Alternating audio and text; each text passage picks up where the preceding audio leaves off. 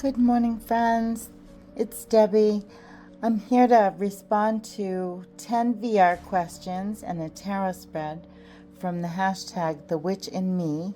It was a live that we did hosted by Selena over at Essence of the Moon. And this year, Rochelle at Amethyst Ascension is hosting one person a month or one channel a month to give us activities and help us dive into maybe something we're not used to doing or something that we may be interested in. So here we go. First question: who was the first witch that you recognized in yourself? And I would have to say the nature witch and the traveler. As a child, I spent a lot of time by myself outside, down by the brook, by the pussy willow trees, and out in the garden. And we had paths out back, so that was fun. I used to build forts and have all sorts of adventures out there. So that really the nature witch and my astral travel self. Number 2, how are witches in your ancestry or culture treated, honored, hidden, or persecuted? My heritage is, let's see, I have Native American, English, Irish, Scot, and French. So I guess they were honored as medicine women or medicine people until, we weren't. I would assume, especially with the Scot and all those very old cultures, that they would have medicine people, that would help with healing and stuff like that. And that's definitely the kind of witch that I identify with. That's a lot of my practice is healing and just balancing energies and that type of thing. Number 3 is, do you believe you had a past life as a witch? And if so, what era calls to you? I think I've been a witch several times, yes. I love the Victorian era, 15th to the 19th century, basically. All that, between the medieval and the Renaissance and the Victorian, I love all those eras, especially the clothing. I love all those dresses. Oh, so pretty. What tools, herbs, or rituals feel like home to your craft? I would have to say candle magic and lots of spell work, honoring the energies, the ancestors, the deities. It's a very quiet practice usually, in reverence, unless I'm doing a spell. And then, it will be asking for help. Definitely plant magic. I love herbs and plants and what they have to offer us both magically and medicinally. Yeah, I resonate a lot with plants in my practice. Have you ever been gatekept or told you weren't a real witch? And how did you respond? No, I have never been told I wasn't a real witch. I've been asked to give my credentials a few times, which is absolutely funny to me because I don't think you're any more trained formally than you are from, a neighbor witch or whatever. I think training's training, and you can definitely be self-trained. So, yeah. Which archetype speaks to you the most? The healer, the seer, the midwife, the hedge-walker, or the death worker? I'm definitely the healer. I love anything to do with medicine or science in general. So like I'm a cosmic witch. I'm very chaotic. And I love to walk the hedge and work with the ancestors and spirits and anybody that has passed on. I love to work with the unseen and the hidden in my practice. How do you balance fear, persecution, or judgment with empowerment in calling yourself a witch? I grew up in the 70s and 80s, so Wicca was just coming out then, as a mainstream, more mainstream, and where we could have more books written about it and things like that. And I always thought it was very important to be a voice for that, be a voice that it's okay and it's normal, and we could be proud of the spirituality that we have and that we love so much, and that we don't have to hide. It's not a horrible spirituality. There's, the main tenet I try to live by still is, do unto others as you want to be treated. You know what I mean? That same wanting to do good is in quite a few religions, including ours, or spiritualities, I should say. I don't follow a religion. I have a spirituality. There's a difference in my mind. So yeah, just standing up for that, being free to worship and practice the way that we want to, as long as we aren't harming anybody.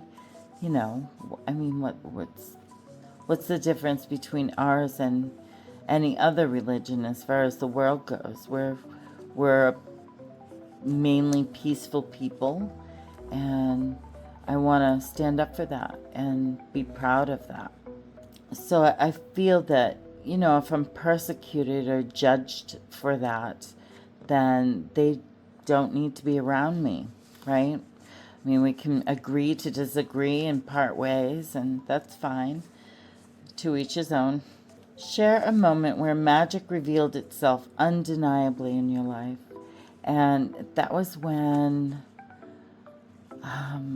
my kids were sick, and I did all sorts of healing spells and praying, for lack of a better word, to the deities and the ancestors, any benevolent spirits or entities that wanted to come help.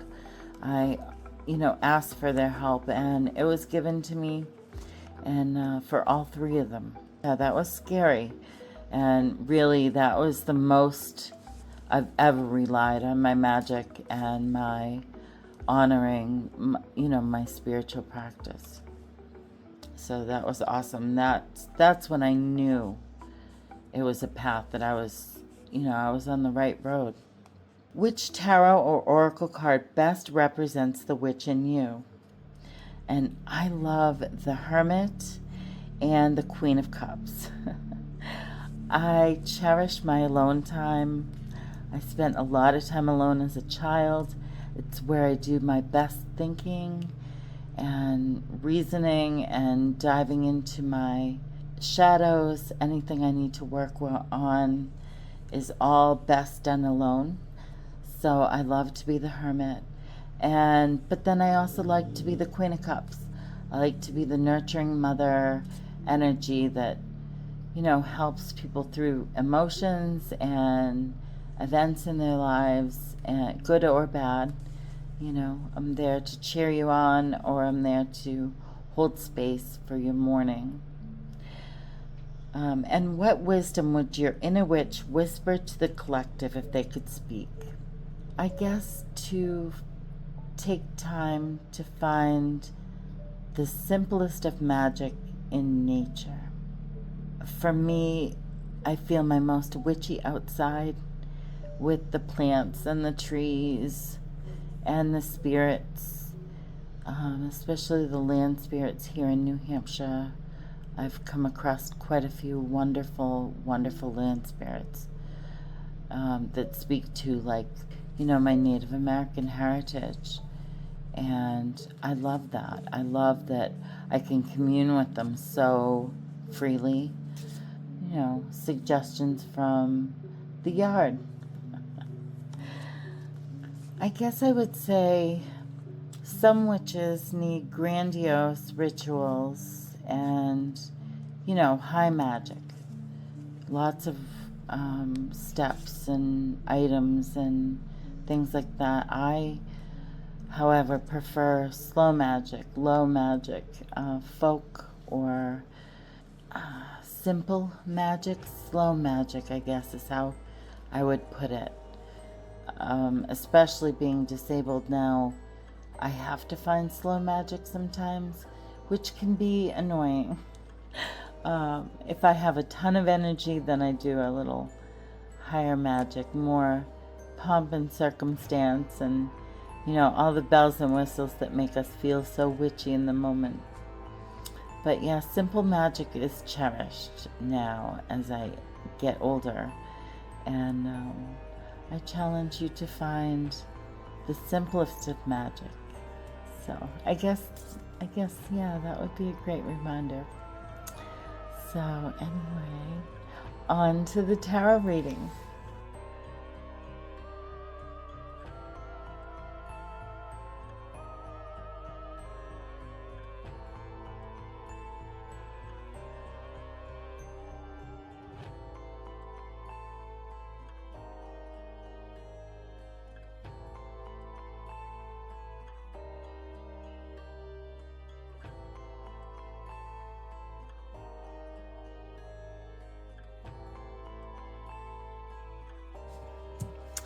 Okay, so we have our cards.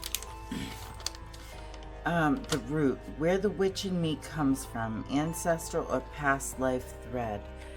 So I'm thinking maybe somebody that, I don't know, somebody in power that like balanced, evened out, made fair, things in the town or the environment. Somebody that was, even-tempered, and who knows, maybe I was an alchemist, a pharmacist, mixing potions. So number 2 is the flame. What ignites my magic today? And yes, the solitude and being able to think of different things that I want to do and not be so busy working and stuff. I am enjoying that part of retirement. So yes, definitely the hermit. My quiet time is sacred to me. It's when I get my best ideas, do my best shadow work time, just being quiet by myself. And the 2 of Wands. So this is the tool, a skill, herb, or ally I naturally work with. And I guess I work in the garden a lot. Let's see what the 2 of Wands says for this. It's like growth and watching things, grow that we plant. Let's see, 2 of Wands. And this talks about watching for the future. So yeah, it's that whole gardening thing. You plant the seed, you nurture them, you watch them grow. I think that's what it's telling me here. And that one was a skill, herb, or ally I naturally work with. So yeah, my garden. So this is a fear. Fear, wound, or limitation that shapes my path. And I think it's the fear of being out in the cold or set apart, I just want to be part of the group. I don't want to stand out. I don't want to, be in charge of anything. I'm good support staff. And yeah, so maybe just remembering to ask for help when I need it. Yeah, what fear or limitation?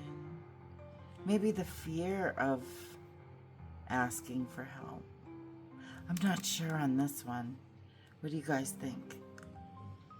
And then the gift. What my witch self brings to others.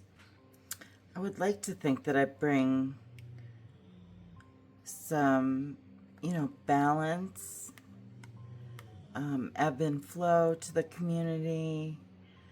It's really about like weighing your options, right? Weighing what my witch self brings to others. I don't know. Maybe yeah, I'm finding balance here. Just a balanced approach to witchcraft lifestyle, I guess. I'd like to think I do that sometimes. And then number 6, how others perceive the witch in me. And I got the magician. Well, I'm not quite that good, but I wish I was as good as the magician. Oh my goodness. I wouldn't have any troubles. But yeah, I love him, and he's confident, you know. He's confident in his craft. He has everything he needs, and he knows it. So that's definitely me. And the legacy, what the witch in me is here to leave behind. It's the 4 of Cups. So maybe just the remembering to appreciate what you have, and a reminder that, you know, if you want something, go for it. You know, work on this. If you have it in your heart to do something, just go for it, and, you know, grab some help along the way. So that was super fun. And the live was fun too. If you didn't catch it, I'll link it in the description box below, but that was great. We had a whole panel of people. I'd like to thank Selena for hosting this month, and Rochelle for hosting us all during this year. So until next time, I'm wishing you all many blessings. Bye, friends.